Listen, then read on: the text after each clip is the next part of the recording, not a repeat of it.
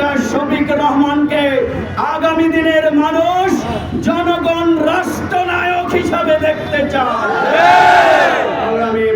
দিন কোন সরকার ছিল না, কিন্তু বাংলাদেশের একটি দল একজন ব্যক্তি আমাদের আমির জামাত ডাক্তার শফিক রহমানের নেতৃত্বে আমাদের সেই অন্যান্য ধর্মাবলম্বীদের উপাসনালয় পাহারা দেয়া, থানায় পাহারা দেয়া এবং শহীদ পরিবারের কাছে দাঁড়ানোর মাধ্যমে ডাক্তার শফিক রহমান বাংলাদেশ জামাত ইসলামী প্রমাণ করেছে এদেশের শান্তি শৃঙ্খলা ইনসাফ জনগণের অধিকার প্রতিষ্ঠার জন্য বাংলাদেশ জামাত ইসলামীর নেতৃত্বেই আগামী দিনে মানুষ সরকার গঠন করতে চায়।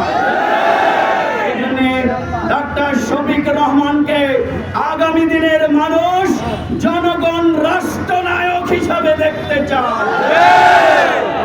ভাই এবং বন্ধুগণ, তাই আমরা আজকে লক্ষ্মীপুরের বাংলাদেশের মধ্যে 64 জেলার মধ্যে অনুন্নত জেলা হিসাবে পত্রিকায় রিপোর্ট প্রকাশ করে আজকে রাস্তাঘাট, আজকে সার্বিক উন্নয়নের যে চিত্র ফুটে উঠেছে, আমরা মনে করি বিগত দিনে যারা এমপি ছিলেন, যারা মন্ত্রী ছিলেন, জনপ্রতিনিধি ছিলেন, এটি তাদের জন্য একটি লজ্জাস্কর ঘটনা।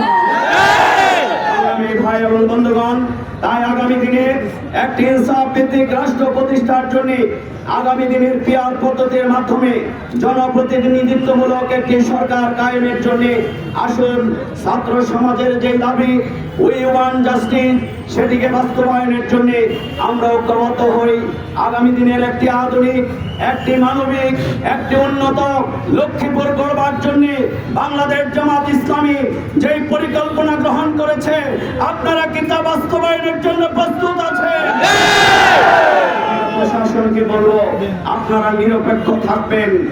প্রধান নির্বাচন কমিশনার, বিচারপতি, আজকে দেখেন যারা বিগত দিন লাল করে যেতে হয়েছে, কেউ পক্ষপাতদুষ্ট আচরণ করবেন না, বরং নিরপেক্ষ আচরণের মাধ্যমে আগামী দিনে এই লক্ষ্মীপুরের ইনসাফ, এই লক্ষ্মীপুরের অস্ত্র উদ্ধার এবং চাঁদাবাজি বন্ধন এবং দখলদারিত্ব সহ সকল অন্যায় এবং অবিচারের বিরুদ্ধে আমাদের ঐক্যবদ্ধ আন্দোলন আমরা গড়ে তুলব ইনশাআল্লাহ।